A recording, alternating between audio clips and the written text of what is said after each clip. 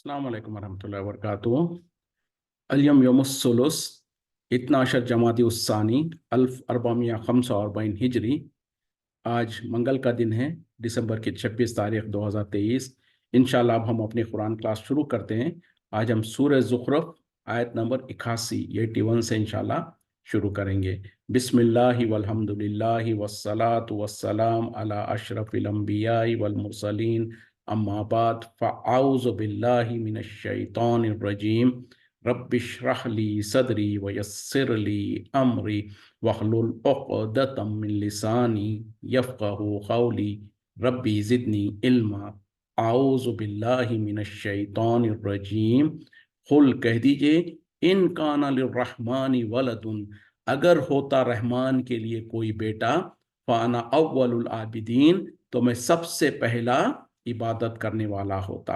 यानी देखें कितनी अच्छी बात कही जा रही है, कितनी बड़ी बात कही जा रही है। यानी नबी सल्लल्लाहु अलैहि वसल्लम को मुखातिब होकर अल्लाह ताला कह रहे हैं कि ए नबी सल्लल्लाहु अलैहि वसल्लम, आप कह दीजिए अगर रहमान के लिए यानी अल्लाह के लिए कोई बेटा होता तो मैं सबसे पहले इबादत गुजार उसकी इबादत करने वाला होता। यानी अगर अल्लाह, जैसे कि मुशरिकीन कहते थे, कुफ़ार और मुशरिकीन और यहूद और नसारा ये गुमान करते थे कि अल्लाह ने जो सो औलाद बना रखी है, तो अल्लाह ताला कुरान में इसकी रद्द करते हुए कह रहे हैं कि ए नबी सल्लल्लाहु अलैहि वसल्लम, आप ऐलान कर दीजिए अगर रहमान का कोई बेटा होता, अल्लाह का कोई बेटा होता, तो मैं उसकी सबसे पहले मैं उसकी इबादत करने वालों में से होता। और ज़रा सोचिएगा कि अगर अल्लाह ताला किसी को अपनी औलाद बनाना होता तो उसको वो कुरान में बयान कर देता। अगर अल्लाह ताला किसी को अपना बेटा बनाता तो क्यों शर्माता कि उसको छिप बताने से? बिल्कुल बता देता कि भाई मेरा फलां बेटा है, फिर अल्लाह ताला खुद कहता कि उसकी भी इबादत करो। तो ऐसा हरगिज़ नहीं है। इस वजह से बार बार अल्लाह ताला मुख्तलिफ अंदाज से जो सो कुरान में कहता है, जैसे कि कहा कि यकीनन उन लोगों ने कुफ्र किया जिन्होंने उज़ैर अलैहिस्सलाम को अल्लाह का बेटा करार दिया। यकीनन उन लोगों ने भी कुफ्र किया जिन्होंने ईसा अलैहिस्सलाम को अल्लाह का बेटा करार दिया। क्यों? कि यहूद और नसारा ने यह जुर्म किया था। यहूदियों ने हज़रत उज़ैर अलैहिस्सलाम को अल्लाह का बेटा करार दिया, और उसी तरीके से नसारा ने, जो क्रिश्चियंस है, जिनको क्रिश्चियन कहा जाता, उन्होंने जो सो, जैसे कि आज भी हम देखते हैं कि उन्होंने जो सो ईसा अलैहिस्सलाम को अल्लाह का बेटा करार दिया। तो अल्लाह ने दो टोक अल्फाज में कुरान में फैसला कर दिया, फतवा दे दिया कि तहकीक उन लोगों ने कुफ्र किया जिन्होंने उज़ैर को अल्लाह का बेटा करार दिया या ईसा अलैहिस्सलाम को अल्लाह का बेटा करार दिया। फिर कहा कि सुब्हानहू, वो तो पाक है और उन तमाम चीज़ों से जो ये बयान करते हैं, जैसे कि आगे भी अल्लाह ताला आगे इस आयत में कह रहे हैं, सुब्हाना, वो पाक है, रब्बिस समावाति वल अर्ज़ी, रब आसमानों ज़मीन का, रब्बिल अर्शी, रब अर्श का, अम्मा यसिफून, उससे जो कुछ ये बयान करते हैं। यानी अगर अल्लाह का, आप यानी ए नबी सल्लल्लाहु अलैहि वसल्लम, आप कह दीजिए अगर रहमान का कोई बेटा होता तो मैं सबसे पहले उसकी इबादत करने वाला होता। वो तो पाक है, और पाक है उन तमाम ऐबों से जो ये लोग घड़ते हैं। और वो क्या है? आसमान और ज़मीन का रब है और अर्श का रब है।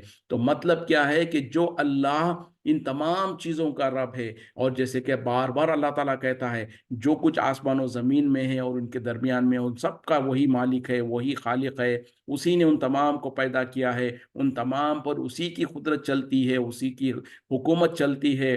और तमाम के तमाम उसके अलावा जो कुछ दुनिया में है वो सब कुछ उसकी मखलूक है, यानी जिनको अल्लाह ने पैदा किया है। और अल्लाह अकेला खालिक है। खालिक और मालिक और मखलूक में फ़र्क महसूस कीजिए। यानी खालिक वो जो कि पैदा करता है, मखलूक जो पैदा की गई है। तो अल्लाह के अलावा जो कुछ है सब कुछ मखलूक है, सबको अल्लाह ने पैदा किया। और अल्लाह ताला अकेला है, उसके हमसर, उसके जैसे, उसके मिसल, उसके बराबर कोई नहीं है।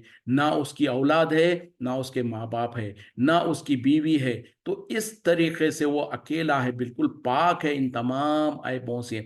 और औलाद होना दर हकीकत में ये एक इंसानों की ज़रूरत है, इंसानों की कमज़ोरी है। जैसे कि इंसान जो सो अपने बुढ़ापे में अपना सहारा बनाने के लिए औलाद को तलब करता है, उसी तरीके से उसकी देखभाल करने के लिए, उसका नाम और उसका ख़ानदान बाकी रहने के लिए इंसान औलाद की फ़िक्र करता है। तो ये इंसानों की ज़रूरत है, حیوانوں کی ضرورت ہے کہ اس کی نسل چلتی رہے، ان کی اولاد ہو، لیکن اللہ جس نے تمام مخلوقات کو پیدا کیا ہے، ساری دنیا کو پیدا کیا ہے، تو اس کے لیے اس کی کوئی ضرورت نہیں ہے۔ وہ ان تمام چیزوں سے اور ان تمام عیبوں سے اور نقص سے پاک ہے، وہ سبحان ہے۔ سبحانک، سبحان اللہ جب ہم کہتے ہیں تو یہی ہے کہ اس کے معنی اور مفہوم یہی ہے کہ دنیا میں جو لوگ اللہ کے ساتھ لوگوں کو اوروں کو جو سو معبود قرار دیتے تھے، اور ان کو جو سو کسی نے جو سو اللہ کی بیٹیاں قرار دیا فرشتوں کو، کسی نے جو سو اللہ کی بیٹے قرار دیا، اور کسی نے جو سو کچھ اور یہ تو پچھلی قوموں کا معاملہ تھا۔ افسوس، صد افسوس کے ساتھ کہنا پڑتا ہے، ہم مسلمان پھر آگ پیچھے کہاں رہنے والے؟ ہم تو برے کاموں میں ایک قدم آگے ہی رہتے ہیں لوگوں سے۔ تو ہم نے کیا کیا؟ دیکھیں ذرا غور سے سنیں، ٹھنڈے دماغ سے سوچیں۔ اللہ تعالیٰ یہاں پر نبی صلی اللہ علیہ وسلم کو حکم دے رہے ہیں اور کہہ رہے ہیں کہ آپ کہہ دیجئے، آپ اعلان کر دیجئے، اگر اللہ کا کوئی بیٹا ہوتا تو میں اس سے سب سے پہلے اس کی عبادت کرنے والا ہوتا۔ تو اللہ تعالیٰ نے اگر نبی صلی اللہ علیہ وسلم کو بھی کوئی منصب دیا ہوتا، جیسے کہ آج ہم لوگ کہتے ہیں، کسی نے کیا کہا؟ وہی جو مستوی عرش تھا خدا ہو کر اتر پڑا مدینے میں مصطفیٰ ہو کر۔ مطلب کیا ہے؟ جو عرش پر جو اللہ ہے وہی مصطفیٰ مدینے میں مصطفیٰ ہے۔ کسی نے کیا کہا؟ ہم نے جو سو ایک ایسا عرب دیکھا جو بنا عین کا ہے، یعنی عین ریب عرب میں سے عین نکال دو، عرب رے راب رب، تو اس طریقے سے یعنی نعوذ باللہ استغفر اللہ۔ اور کسی نے کہا خدا تو نہیں، خدا سے جدا بھی نہیں۔ اور کسی نے آگے بڑھ کے کیا کہا؟ نور من نور اللہ، نور اللہ کے نور سے۔ تو اگر کسی نے یہود و نصارہ نے بیٹا قرار دیا تو اللہ نے کہا کہ انہوں نے کفر کیا، اور ہم مسلمان جو اپنے آپ کو مسلمان کہتے ہیں، انہوں نے ایک قدم آگے بڑھے، بلکہ ایک نہیں 10 قدم آگے بڑھ گئے، اور انہوں نے کہا کہ بیٹے اٹھے سے کیا ہوتا ہے، خود اللہ ہی ہے۔ لوگوں نے کہہ دیا کہ نبی صلی اللہ علیہ وسلم کو اللہ ہی کہہ دیا۔ کسی نے کیا کہا؟ جو آسمان میں عرش میں خدا تھا مدینے میں مصطفیٰ ہو گیا۔ پھر کبھی کسی نے کہا عین ریب رب میں سے عین ریب میں سے عین نکال دو، راب رب بنا دیا۔ اور کسی نے کچھ کہا، اور اکثریت جو مسلمانوں کی ہے جہالت میں، نادانی کے طور پر، لاشعوری طور پر، یا جو بھی ہے، لیکن وہ بچ نہیں سکتے اس گناہ سے، اس غلطی سے، جنہوں نے کہا کہ نور من نور اللہ۔ اور ہمارے مساجد میں آئے دن جو سو اذانوں کے بعد، جمعہ کے دن، جمعہ کے بعد اور فجر کی نماز کے بعد کھڑے ہو کر جو لوگ سلام پڑھتے ہیں، ان کے سلاموں میں یہ کلمہ ضرور ہوتا ہے، الصلاۃ والسلام علیک نور من نور اللہ۔ اسی طریقے سے جو لوگ درود تاج اور درود لکی وغیرہ جو پڑھتے ہیں، ان اٹھائیے اپنے اپنے گھروں میں جو کتابیں ہیں، تقریباً ہم میں سے ہر گھر میں ہوگی وہ درود تاج کی کتاب، اور اس میں لکھا ہوگا اس کے آخری حصے میں جو آخری کے جو کلمات ہیں، اس میں یہ کلمہ باضابطہ لکھا ہوا ہے، اور نور من نور اللہ، یعنی نور اللہ کے نور سے۔ اور باضابطہ ظالموں نے اس کا ترجمہ بھی کر کے رکھا ہے اردو زبان میں، جہاں پر وہ عربی میں لکھا ہوتا ہے، ساتھ میں جو سو نیچے اردو میں ترجمے ہوتے ہیں۔ بدبختی ہماری یہ ہے کہ ہم وہ کتابوں کو گھروں میں رکھتے ہیں، پڑھتے بھی ہیں، لیکن کبھی توجہ نہیں دیتے اس کے طرف کہ اس کو پڑھ لیں۔ اور اگر ذرا سا بھی ہمارے اندر حس ہوگی تو ہم سمجھ لیں گے کہ اردو میں جب ترجمہ کر دیا کہ نور من نور اللہ، یعنی نبی صلی اللہ علیہ وسلم کو مخاطب ہو کے کہہ رہے ہیں کہ نبی صلی اللہ علیہ وسلم نور ہے اللہ کے نور سے۔ کیا معنی اور مفہوم ہوگی اس کے؟ ذرا سوچیں۔ جب بیٹا کہتے ہیں تو کم از کم وہ حصہ نہیں ہوتا ہے، ہمارا بیٹا ہمارا حصہ نہیں ہوتا ہے، ہم سے تو ہے لیکن ہمارا حصہ نہیں ہے۔ لیکن جب کہہ دیا نور من نور اللہ، تو اس کا مثال میں اکثر جیسے دیتا ہوں کہ جو ہمارے ملکوں میں ایک ہمارے اندر بدچلنی ایک ہے کہ برتھ ڈے منانے کا ہمارے کو بہت بڑا جو سو دیکھا دیکھی، یہود و نصارہ کو دیکھا دیکھی ہم بچے گھروں میں برتھ ڈے مناتے ہیں۔ اور برتھ ڈے کب منتا ہے؟ جب تک کہ گھر کے اندر برتھ ڈے کا کیک نہ آئے، وہ برتھ ڈے کی دعوت پوری ہی نہیں ہوتی ہے۔ گھر میں جشن منا لیں گے، دعوت کر لیں گے، سب کچھ کریں گے، اگر اس میں برتھ ڈے کیک نہ ہو تو کہیں گے کہ بھئی یہ تو برتھ ڈے ہوا ہی نہیں۔ تو ایسے ہم جاہل لوگ جو سو نقش قدم پر قدم بقدم یہ نصارہ کے چلنے لگے ہیں، جو نبی صلی اللہ علیہ وسلم نے پیشن گوئی کہا تھا کہ تم اگلوں کے پچھلوں کے نقش قدم پر ایسے چلو گے کہ اگر انہوں نے کسی گو کے دب یعنی جو जिसको कहते हैं वो एक जानवर होता है, उसके सुराग में घुसे होंगे तो तुम भी उसमें घुसोगे। तो साहबा ने पूछा कि या रसूल सल्लल्लाहु अलैहि वसल्लम ये कौन है, यहूद और नसारा है? तो कहा कि और नहीं तो कौन। और फिर ये तो इसमें इतना ही कहा। दूसरी आया एक हदीस में नबी सल्लल्लाहु अलैहि वसल्लम ने कहा, मन तशब्बह बिकौमिन फहुवा मिनहुम, जो कोई किसी कौम की मुशाबहत करती है वो उनमें से होती है। अब ये जो सो आज कल जो सो क्रिसमस लोगों ने मनाया, अब हमारे मुल्कों में हमारे मुसलमान भाई भी कितने होंगे जो उसमें बढ़ चढ़ कर हिस्सा लिया है। उसी तरीके से ये क्रिश्चियनिटी का और क्रिश्चियंस का ये हॉलमार्क है कि वो बर्थडे मनाते हैं, अपने अपने भी बर्थडे मनाते हैं, अपने बड़ों के भी, यहाँ तक कि ईसा अलैहिस्सलाम का बर्थडे मनाते हैं। इस्लाम में सरे से बर्थडे का कोई तस्वुर नहीं है, ना बर्थडे का तस्वुर है, ना डेथ डे का तस्वुर है। इस्लाम इससे बिल्कुल बरी है। इस वजह से तो अल्लाह ताला ने नबी सल्लल्लाहु अलैहि वसल्लम की पैदाइश के दिन को मख्फी रखा। किसी को सही तौर पर पता ही नहीं है कि सही माने में किस दिन नबी सल्लल्लाहु अलैहि वसल्लम का पैदाइश का दिन है। ये तो लोगों ने मशहूर कर दिया 12 रबीउल अव्वल। हाँ, ये और बात है कि 12 रबीउल अव्वल को आपकी वफात का दिन है, तो ना वफात का दिन मनाना है ना पैदाइश का दिन मनाना है। इस वजह से ना तो नबी सल्लल्लाहु अलैहि वसल्लम ने अपनी जिंदगी में पैदाइश का दिन मनाया, ना नबी सल्लल्लाहु अलैहि वसल्लम के जाने के बाद साहबा ने आपके वफात के दिन को मनाया, ना आपके पैदाइश के दिन को मनाया। ना नबी का पैदाइश का दिन, ना वफात का दिन, ना किसी आम इंसान के, ना अपना ना अपनी औलाद का पैदाइश का दिन मनाना इस्लाम में जायज़ है। तो बहरहाल बात चली थी बर्थडे केक से। तो बर्थडे के केक में जो लोग काटते हैं एक हिस्सा बर्थडे के केक का, एक ट्रायंगल काट के जब कहते हैं हैप्पी बर्थडे, तो उसको निकाल के जब आगे दे रहे हैं, मिसाल में देता हूं कि ये 360 डिग्रीज का जो पूरा गोल केक है, इसको नौजुबिल्ला, हालांकि क्या कहते हैं कि मिसाल देना जायज़ नहीं है, लेकिन जालिमों ने जो कह दिया उसकी मिसाल देनी पड़ती है कि जब इन्होंने कहा नूर मिन नूरिल्लाह, तो मतलब क्या है, ये जो 360 डिग्री का जो सर्कल है, ये पूरा का पूरा केक जो है ये नौजुबिल्ला अल्लाह है। उसमें से एक हिस्सा जो आपने निकाल दिया, एक ट्रायंगल, वो उसको निकाल के कहा कि ये जो सो नबी सल्लल्लाहु अलैहि वसल्लम है। इसके सिवा और कोई माने नहीं निकलते। और इन जालिमों से पूछो, नौज बिल्ला अगर ये निकाला जाए और यही तुम कहते हो, तो नौज बिल्ला अब क्या हुआ, उस केक 360 डिग्री का राउंड केक था, उसमें से जब टुकड़ा सा थोड़ा सा हिस्सा निकाल दिया, तो अब हो गया क्या, वो केक नाखिस हो गया, वो पूरा मुकम्मल नहीं रहा। उसका टुकड़ा निकाल दिया गया, उसमें से हिस्सा निकाल दिया गया, तो वो नाखिस हो गया। तो अब नौज बिल्ला क्या ये कहना चाहते हैं कि नूर बिन नूरुल्लाह कहकर कि अल्लाह नौज बिल्ला नाखिस हो गया और अल्लाह का थोड़ा सा हिस्सा निकाल कर उसको जो सो नबी सल्लल्लाहु अलैहि वसल्लम बना दिया गया? कितना बड़ा जुर्म है, कितना बड़ा गुनाह है, कितना कबीरा गुनाह है। अल्लाह हमको हिदायत दे, हमको तौफीक दे कि इस गुनाह से और इस गलती से बाज आए। तो बहरहाल बात चली थी, यहाँ पर अल्लाह ताला कह रहे हैं, ए नबी सल्लल्लाहु अलैहि वसल्लम आप ऐलान कर दीजिए कि अगर रहमान का कोई बेटा होता तो सबसे पहले मैं उसकी इबादत करता। वो तो पाक है और वो रब है आसमान और ज़मीन का और अर्श का, और वो पाक है उन तमाम ऐबों से, नक्स से जो ये लोग बयान करते हैं। तो बहरहाल अगर नबी सल्लल्लाहु अलैहि वसल्लम के बारे में जो लोग कहते हैं कि नूर मिन नूरिल्लाह, या नूर अल्लाह के नूर से या हिस्सा, अगर ये हकीकत होती तो क्या अल्लाह को शर्म आती थी इसको बयान करने के लिए? क्यों अल्लाह ने कुरान में ये नहीं कह दिया कि नबी सल्लल्लाहु अलैहि वसल्लम के जहाँ पर दूसरे बहुत सारे औसाफ और सिफतें बयान की अल्लाह ताला ने, तो वहीं पर ये भी बता देता कि नूर मिन नूरिल्लाह? हरगिज नहीं बताया। खुद नबी सल्लल्लाहु अलैहि वसल्लम बता देते कि मेरा मामला ये है कि मैं अल्लाह के नूर से हूँ और अल्लाह का हिस्सा हूँ, नहीं बताया। बल्कि नबी सल्लल्लाहु अलैहि वसल्लम तो बार बार अपनी बंदगी का इजहार करते थे और फख्र महसूस करते थे। यहाँ तक कि आखिरी वक्त में आपने खुद कहा, ए लोगों मेरे बारे में ऐसा गुलू मत करना जैसे नसारा ने जो सो ईसा अलैहिस्सलाम के बारे में गुलू किया। याद रखो मैं अल्लाह का बंदा हूँ और उसका रसूल हूँ। ये नहीं कहा मैं नूर मिन नूरिल्लाह हूँ, कहा कि मैं अल्लाह का बंदा हूँ। और जैसे मैंने कहा, खालिक और मखलूक, अल्लाह के अलावा जो कुछ है वो सब मखलूक है।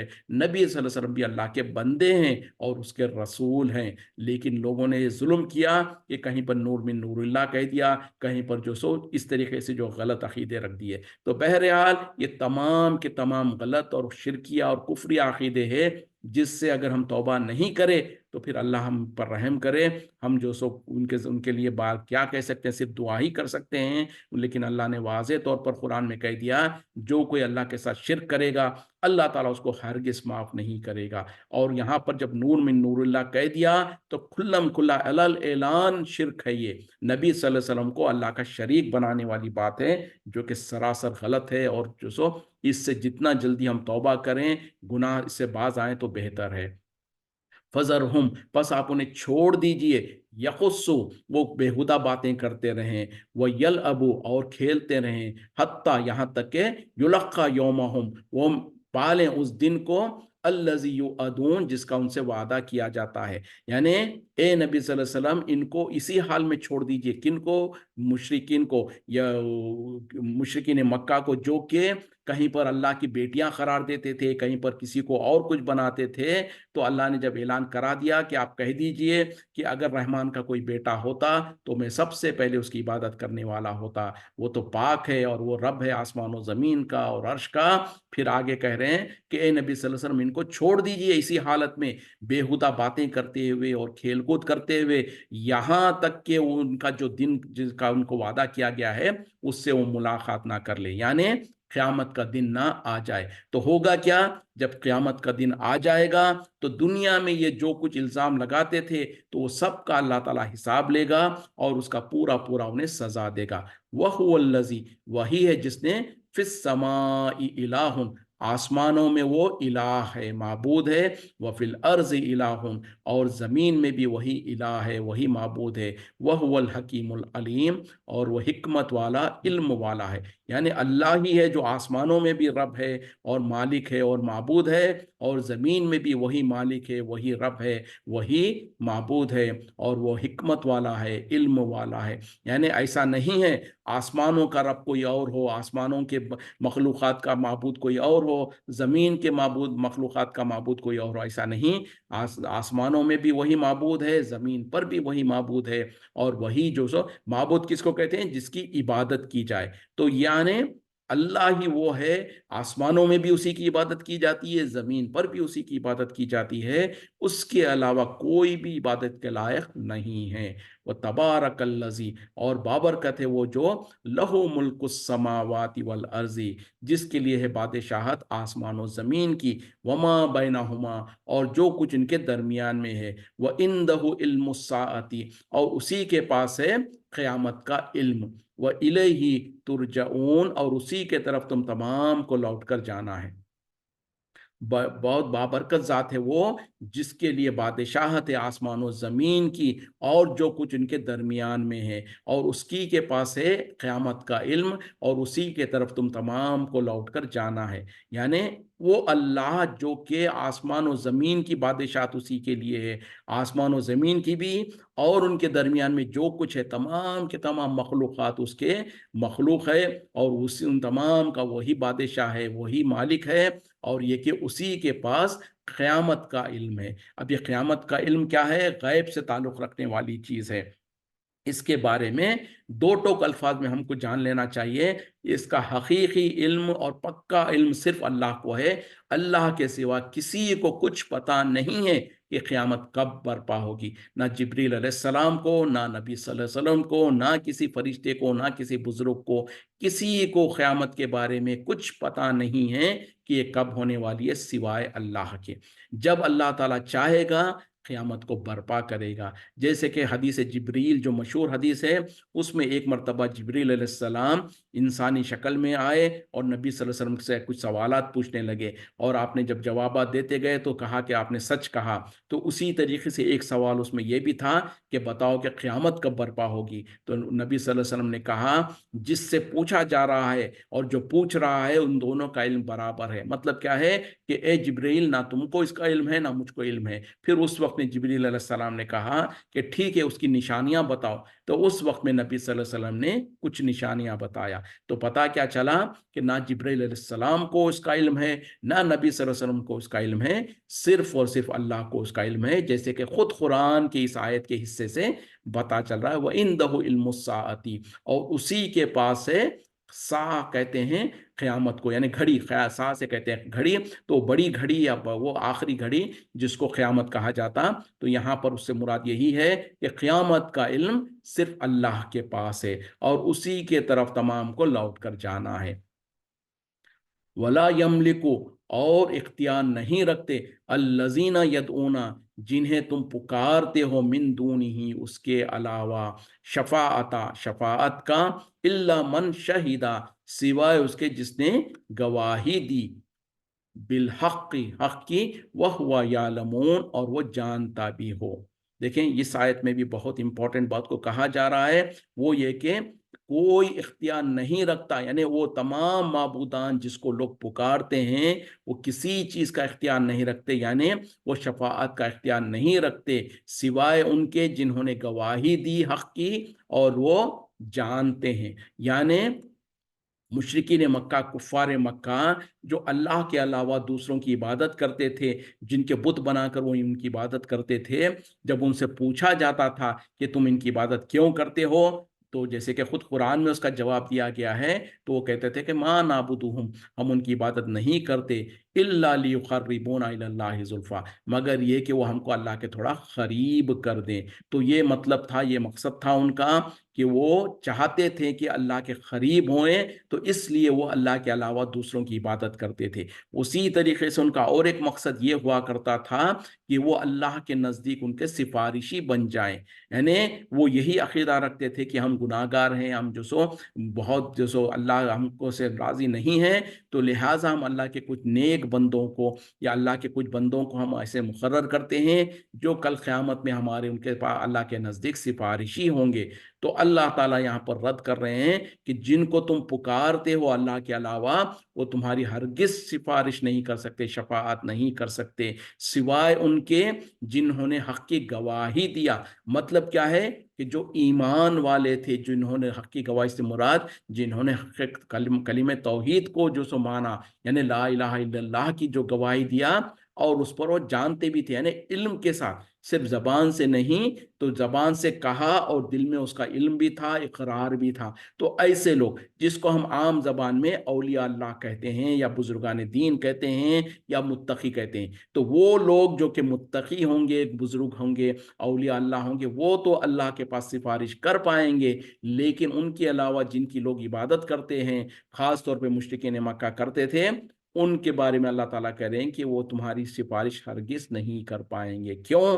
कि वो खुद अगर जो सो गुमराह थे, तो वो अल्लाह के पास क्या इबादत कर, क्या दुआ, क्या ने सिफारिश कर पाएंगे। तो इस तरीके से, तो इससे पता चला कि हर वो मखलूक के बारे में जिसके बारे में लोगों ने गुमान कर रखा है कि ये हमारी सिफारिश करेंगे, हर कोई सिफारिश नहीं कर पाएगा, सिवाय अल्लाह के वो नेक बंदे जो वाकई यकीनन अल्लाह के मुवाहिद बंदे थे होंगे, वो अल्लाह के औलिया होंगे, तो उनको तो अल्लाह ताला सिफारिश का मौका देगा, शफाअत का मौका देगा। लेकिन शर्त क्या है? उसमें भी कुछ शुरूत है, और शुरूत क्या है? जैसे कि सिफारिश का सबसे पहला मौका और मर्तबा तो अल्लाह ताला खुद नबी सल्लल्लाहु अलैहि वसल्लम को अता फरमाएगा। फिर उसके बाद में सहाबा इकराम और दूसरे अंबिया और इस तरीके से नेक बुजुर्ग लोगों को भी अल्लाह ताला शफाअत का मौका अता फरमाएगा। लेकिन सबसे पहली शर्त क्या है? कि वही शफाअत कर पाएंगे जिसको अल्लाह ताला इजाज़त देगा। नबी सल्लल्लाहु अलैहि वसल्लम को यकीनन इजाज़त देगा, बुजुर्गान दीन, सहाबा इकराम को, औलिया अल्लाह को यकीनन इजाज़त देगा। उसके बाद दूसरी शर्त क्या है?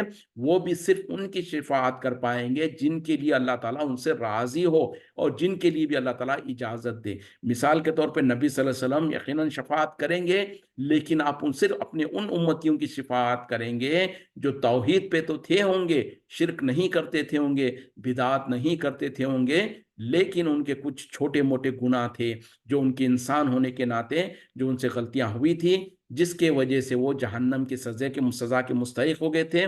तो ऐसे गुनाहगारों के लिए नबी सल्लल्लाहु अलैहि वसल्लम की शफ़ाअत होगी। उसी तरीके से और बुज़ुर्गान दीन औलिया अल्लाह की भी शफ़ाअत होगी। लेकिन जिसके अब होता क्या है, अब हमारे पास हमारे मुल्कों में हम क्या करते हैं कि नबी सल्लल्लाहु अलैहि वसल्लम को दुहाई दे रहे होते हैं कि नबी सल्लल्लाहु अलैहि वसल्लम कल हमारी क़यामत में हमारी शफ़ाअत करना, बुजुर्गान दीन औलिया अल्लाह से मांग रहे होते हैं कि आप हमारी सिफारिश करना। ये नहीं किया जा सकता। हम अल्लाह से दुआ मांगेंगे कि या अल्लाह ہم کو کل قیامت میں نبی صلی اللہ علیہ وسلم کی شفاعت عطا فرما۔ یہ تو جائز طریقہ ہے، لیکن ہم نبی صلی اللہ علیہ وسلم کو ڈائریکٹ مخاطب ہو کے نہیں کہہ سکتے۔ کیوں کہ ایک تو اگر ہم کہیں گے تو نبی صلی اللہ علیہ وسلم اس کو سنیں گے نہیں، کیونکہ آپ صلی اللہ علیہ وسلم دنیا سے جا چکے ہیں، اور دوسری بات بالفرض اگر آپ سن بھی لیں تو آپ کو اجازت نہیں ہے، آپ اپنی مرضی سے کسی کی شفاعت نہیں کر سکتے ہیں جب تک کہ اللہ اجازت نہ دے۔ تو جب اللہ اجازت دینا ہے تو کیوں نہ ہم اللہ ہی سے مانگے، اور جب اللہ تعالیٰ ہمارے حق میں جو سو اجازت کو قبول کر لے گا تو خود نبی صلی اللہ علیہ وسلم کو کہے گا کہ آپ ان کی فلاں کی شفاعت کیجئے، تو اللہ تعالیٰ پھر جب کہے گا تو نبی صلی اللہ علیہ وسلم شفاعت کریں گے۔ اسی طریقے سے باقی کے بزرگان دین اولیاء اللہ کا بھی معاملہ ہے۔ تو یہاں پر جو رد کیا جا رہا وہ ان اوروں کا بارے میں ہے جن کو لوگوں نے، جن کی عبادت کرتے تھے، خاص طور پہ مشرکین مکہ۔ وَلَئِن سَأَلْتَهُمْ، اور اگر آپ ان سے پوچھیں گے، من خلقہم، کس نے انہیں پیدا کیا، لَيَقُولُنَّ اللَّهُ، تو وہ ضرور کہیں گے کہ اللہ ہی نے۔ فَأَنَّا يُؤْفَكُونَ، تو کہاں وہ الٹے پھرے جا رہے ہیں۔ کس کے بارے میں کہا جا رہا؟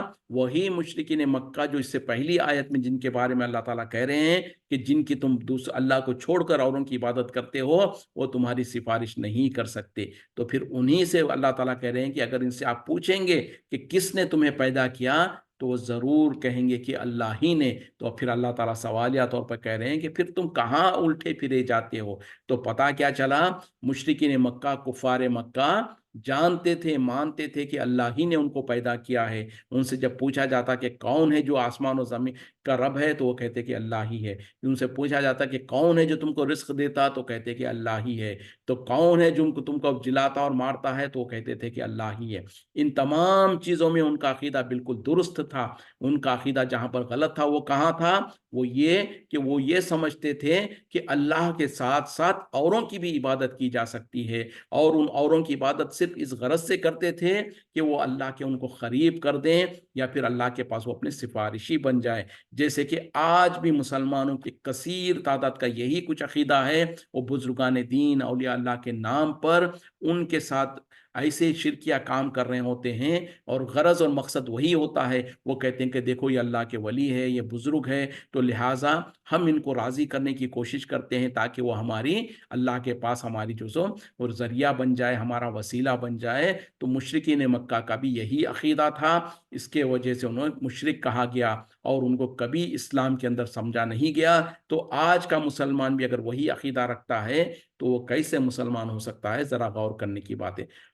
وقیلی ہی یا ربی، اور قسم ہے اس کے کہنے کی، اے میرے رب، ان ہؤلاء قوم، بے شک یہ ہے میری قوم، یا یہ ہے قوم، لا یؤمنون، جو ایمان نہیں لے آتی۔ یعنی کل قیامت میں انبیاء جو سو شکایت کریں گے اللہ کے پاس، اے اللہ، یہ یا ربی، اے ہمارے رب، یہ ہے ہماری قوم جنہوں نے ایمان نہیں لایا یا ایمان نہیں لاتے۔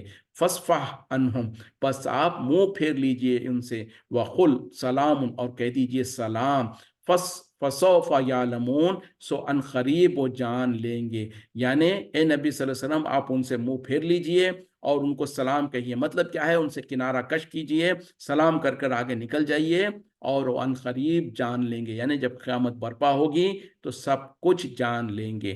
تو یہاں پر الحمدللہ اس کے ساتھ ہی سورہ زخرف اختتام کو پہنچا۔ اگلا سورہ شروع کرنے سے پہلے کل ایک سوال کیا گیا تھا، اس سوال پہ تھوڑا سا ہم ڈسکشن کرنے کی کوشش کریں گے۔ امید کرتا ہوں کہ عزیزہ ہے ساتھ میں، جی عزیزہ موجود ہیں۔ تو ہماری ایک دوست کی لڑکی ہے، انہوں نے سوال کیا تھا کہ جو آج کل خاص طور پہ بچے جو باہر بیرون ملک جہاں پر جاتے ہیں، جیسے یوروپین کنٹریز میں ہو یا رشین کنٹریز میں یا امریکہ وغیرہ میں، جہاں پر وہ پڑھنے کے لیے جاتے ہیں، تو وہاں پر ایک بہت بڑا مسئلہ یہ ہوتا ہے کہ گوشت وغیرہ کھانے کے بارے میں، کہ وہاں پر کیا کیا جائے۔ جو عام طور پہ جو عام ریسٹورنٹس وغیرہ میں جو گوشت ملتا ہے یا چکن وغیرہ ملتا ہے، اس کے بارے میں کیا حکم ہے؟ تو دیکھیں، اس میں سب سے پہلے، اس کو جاننے سے پہلے جو بنیادی اصول ہے اس کو ہم سمجھنے کی کوشش کرتے ہیں۔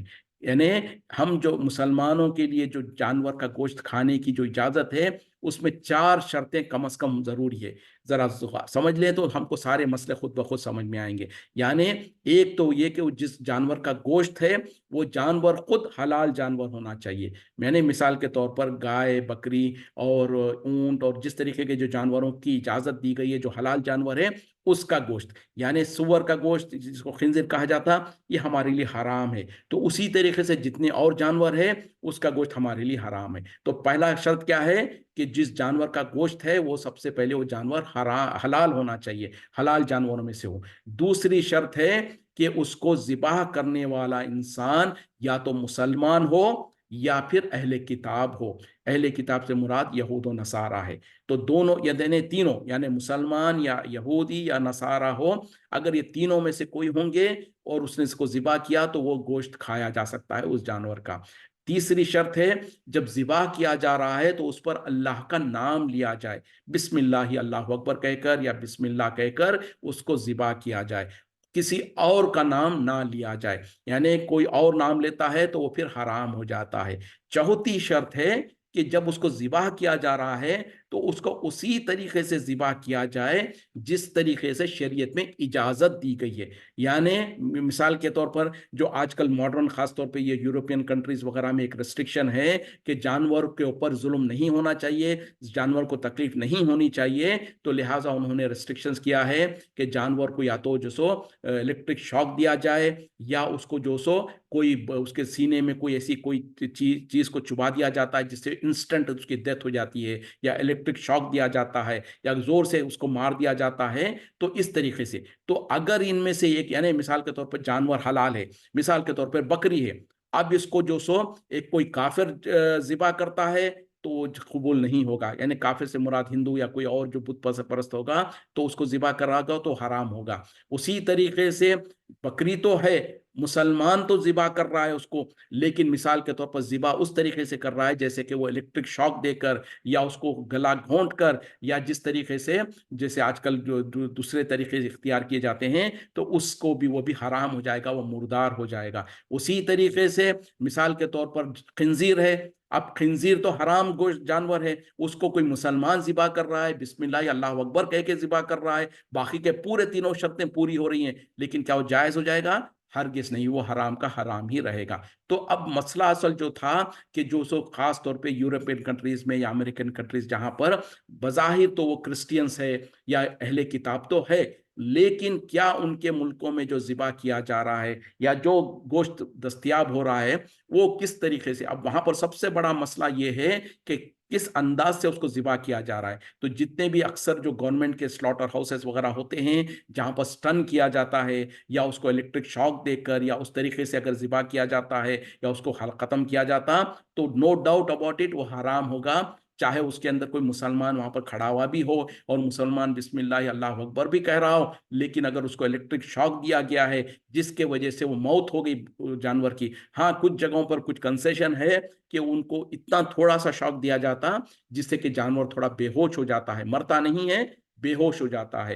تو ایسی صورت میں جہاں پر امریکہ وغیرہ میں سنا ہوں کہ اللہ عالم، لیکن جو لوگ وہاں پر ہے وہ کہتے ہیں کہ گورنمنٹ کو کمپلائنس کرنے کے لیے تھوڑا سا اس کو شاک دیا جاتا جس سے کہ وہ بے ہوش ہو جاتا ہے جانور، پھر اس کو ذبح کیا جاتا ہے تو اس کا خون نکل جاتا ہے. تو اگر ایسی شرط ہے تو پھر تو جائز ہے. اب مسئلہ جو ہے کہ یہ کرسچین کنٹریز ہے وہاں پر جو سو اہل کتاب کے جو قرآن میں اللہ نے جو کہا ہے کہ اہل کتاب کا ذبیحہ تمہارے لیے حلال ہے، تو لیکن آج کل کے ملکوں میں جو ایک تو سب سے پہلے ان کی کرسچین ہونے پر ہی بہت بڑا ڈاؤٹ ہے، لیکن بالفرض مان بھی لیا جائے، بینیفٹ آف ڈاؤٹ ان کو دے بھی دیا جائے کہ وہ جو سو کرسچینس ہے، لیکن ان کا طریقہ کار جو ہے اگر وہ الیکٹرک شاک کے ذریعے سے ہے یا کچھ ایسے طریقوں سے ہے جو کہ جائز طریقہ نہیں ہے تو پھر یقیناً وہ بھی حلال نہیں رہے گا. تو ایسی صورتوں میں بہرحال بہت زیادہ احتیاط کی ضرورت ہے، اور خاص طور پہ ان ملکوں میں اگر کوئی ایسے ایسوسیشن سے، کوئی ایسے آرگنائزیشن سے جو کہ حلال سرٹیفیکیشن کرتے ہیں، جنہوں نے اگر کہہ دیا کہ فلاں فلاں برانڈ یا فلاں فلاں جو برانڈ کے جو گوشت وغیرہ ہوتے ہیں ہم نے اس کو چیک کیا، ہم نے ویریفائی کیا ہے، یہ حلال ریسٹرکشنز کو کمپلائی کرتے ہیں، تو پھر تو اس کو ہم بنا شک و شبہ کرے کہ اس کو کھا سکتے ہیں. جیسے مثال کے طور پر KFC وغیرہ کے बारे में जैसे मैंने सुना हो कि वो कंट्रीज में कई जगहों पर उन्होंने वाज़े तौर पर लिख दिया है, ऐलान कर दिया कि वी आर नॉट हलाल कंप्लायंट। तो अगर ऐसे जगह पर कहीं पर उन्होंने ऐलान कर दिया कि हम हलाल कंप्लायंट नहीं हैं, तो फिर दो टोक तौर पर यह है कि उसको बिल्कुल बचना चाहिए।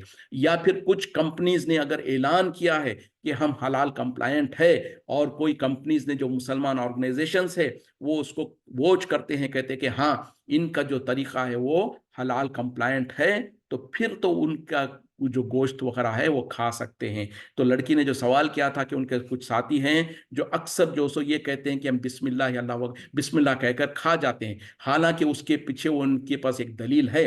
वो ये है कि खास तौर पे जब नबी सल्लल्लाहु अलैहि वसल्लम सहाबा इकराम मदीने में गए थे हिजरत करके, तो मदीने में जो सो वहां पर यहूदी भी पड़ोसी हुआ करते थे। हजरत आयशा सिद्दीक़ा रज़ियल्लाहु अन्हा ने एक मरतबा पूछा कि या रसूल सल्लल्लाहु अलैहि वसल्लम, हमारे पड़ोस में जो यहूदी वगैरह है और कुछ नए नए मुसलमान थे, वो हमको कुछ गोश्त वगैरह भेजते हैं घर पर खाने के लिए, हमको पता नहीं है कि क्या उन्होंने जो सो अल्लाह का नाम लिया है कि नहीं लिया है, किस तरीके से उन्होंने ज़िबा किया है। तो उस वक्त में नबी सल्लल्लाहु अलैहि वसल्लम ने कहा था कि इसमें अब तुम ज्यादा शक करने की जरूरत नहीं है, बिस्मिल्लाह कहकर खा लो। तो मतलब क्या था, बेसिकली वो यहूदी थे, और यहूदी जो सो आज भी जो ऑर्थोडॉक्स यहूदी है, उनका जो उनके पास जो तरीका होता है उसको कहते हैं कोशर। और अगर कोई कहीं कंट्री में अगर ये कहा जाए कि ये कोशर सर्टिफाइड है, तो हमारे लिए आंख बंद करके हम उसको खा सकते हैं, क्योंकि इट्स इक्वल टू हलाल सर्टिफाइड। तो इसी तरीके से उस जमाने में चूंकि आम तौर पर यहूदी जो सो कोशर वो अल्लाह का नाम लेकर ज़िबा करते थे, तो अब उसमें ज्यादा तवज्जो करने की जरूरत नहीं है। हाँ, अगर तुम्हें शक आता है तो बिस्मिल्लाह कह के खा लो। तो ये एक हदीस थी जिसके बुनियाद पर आज कुछ अरब उलमा ने इस तरीके से फतवा दिया है। मैं इंशाल्लाह वो फतवे को भी शेयर कर दूंगा, लेकिन और साथ में ये भी कहूंगा कि वहीं पर सालेह अल उसैमीन या सालेह अल फौजान एक बहुत बड़े रिसेंट आलिम है सऊदी के, उन्होंने भी इस पर बहुत वजाहत की है और कहा है कि बहुत ज्यादा एहतियात करने की जरूरत है। इस तरीके से ब्लैंकेट ओपनली जो सो हम अंदाजा करके और भरोसा करके नहीं खा सकते, जब तक कि हमको यकीन ना हो जाए कि वो क्रिश्चियंस ने ही जिबा किया है, और जिबा उस तरीके से किया है जो कि हलाल कंप्लायंट है, यानी स्टन करके या उसको मार के उस तरीके से नहीं किया हो। वक्त खत्म हो रहा है, उम्मीद करता हूं कि मैं बात को तवज्जो पूरी तरीके से समझा सका हूं, और इंशाल्लाह ग्रुप पे वो शेयर भी कर दूंगा वो फतवे को, जिससे कि कुछ और रहनुमाई हो जाएगी।